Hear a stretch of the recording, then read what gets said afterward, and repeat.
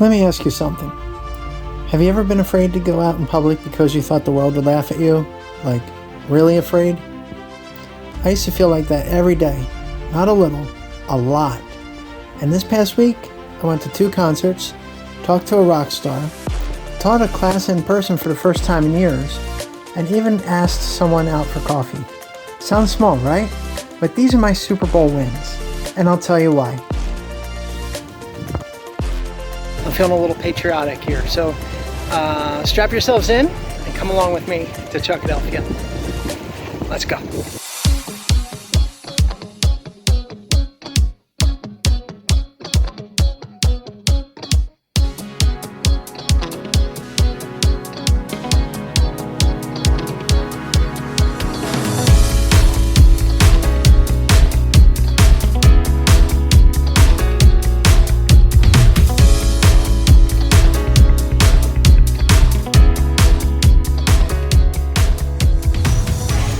Hey there, welcome back to Chuckadelphia. You know, before I started this journey, back when I weighed over 500 pounds, just leaving the house felt like a high-stakes mission. I wasn't afraid of the world. I was afraid of what the world might see in me. I mean, what if I broke a chair? What if I fell down in public? What if I couldn't fit in a bathroom stall? That was my reality. And God forbid, what if I couldn't clean myself properly? Ooh. Every day came with a new, low-level anxiety hum, like a soundtrack of shame playing on loop over and over and over again. Fast forward to last week. I went to a Wheatus concert, you know?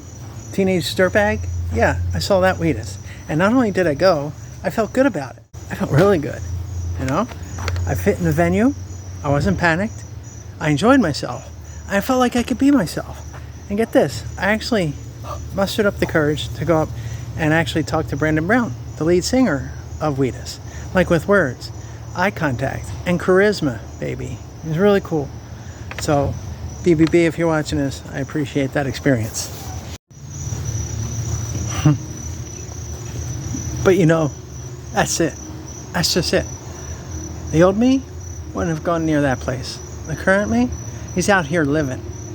He's putting the phrase carpe diem into reality. He's not just signing off emails and text messages and school documents just to sound cool with carpe diem.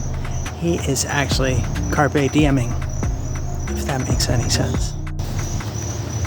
And look, I did something else last week. Something I never thought I would do.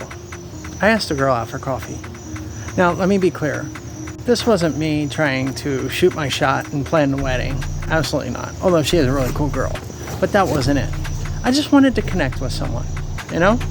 Someone who I thought was cool, smart, and interesting. She's an aspiring influencer too. Super busy, and the timing didn't work out. But here's what did work out. I asked. I believed in myself enough to say, hey, I'm worth getting to know. And in that moment, I won. Not because of some result, but because I showed up as the man I've been working so hard to become. And I believed. To believe in yourself, to believe in one another, man, that's fundamental to being alive. And look, hey, if you can do that, if each of you can truly do that, can't nobody rip that apart. We live in a world that treats victories like they only count when they're massive. Lose 100 pounds in 3 months or it's not impressive. Make 6 figures or you're not successful. Go viral or your content is garbage. And don't even think about celebrating something small because someone will be right there to say, yeah, but you're still single. But it's not the playoffs. But she didn't say yes, you know? And the worst part is when you do it yourself. I did this, but I didn't do that. Listen, if we treated every regular season game like it was meaningless, no one would make it to the Super Bowl. You don't win in life by hitting a grand slam every day. You win by showing up, learning, growing, and collecting those little wins that build confidence.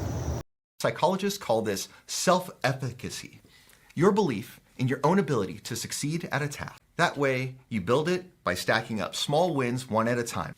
Forget about, I'm going to run a marathon next month, but start with, I'm going to walk for 10 minutes today.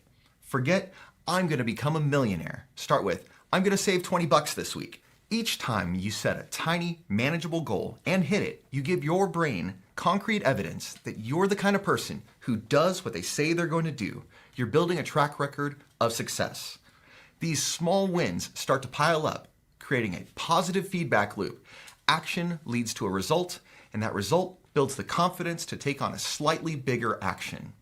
This is how you start to rewire your brain for success. So see, maybe your win today is just saying no to junk food, or you walked an extra block, or you made a phone call that you had been dreading, or you said no to something that doesn't serve you. That's not a small win. That's a championship rep. You're training your mind, your heart, your identity every day. And yeah, I get it. Some days you'll miss, you'll fall short. But guess what? That's a rep too. Losing a regular season game doesn't mean your team sucks. It means you go back, you review the tape, you fix what needs fixing, you go back to the drawing board, and you come back stronger. That's what builds champions. But it ain't about how hard you hit. It's about how hard you can get hit and keep moving forward. How much you can take and keep moving forward. That's how winning is done. Now look, see, I'm not here because I found a cheat code. I'm here because I kept going when it was hard. I believed that small things mattered, because they do. If you're on a journey, whether it's weight loss, confidence, healing, or just not feeling broken anymore, don't wait for a Super Bowl moment to be proud of yourself. Celebrate the regular season, the quiet wins, the days you keep the promise to yourself even when no one else is watching. Because, after all, see, that's the real stuff. That's where you become who you were meant to be. That's it.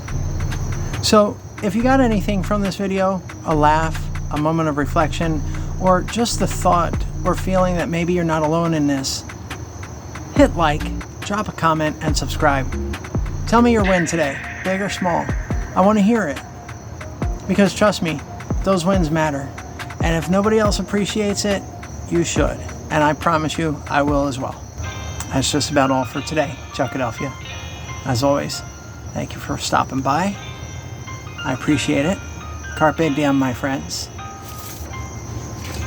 Full steam ahead. Ciao, ciao. See you on the next episode of Talking Fit.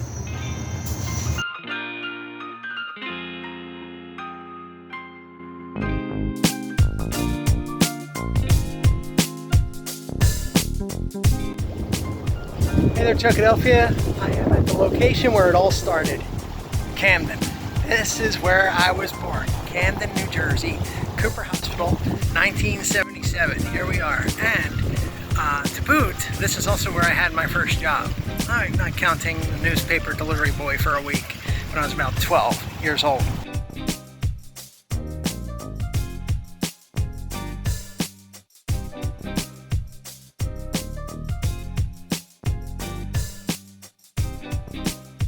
I can't do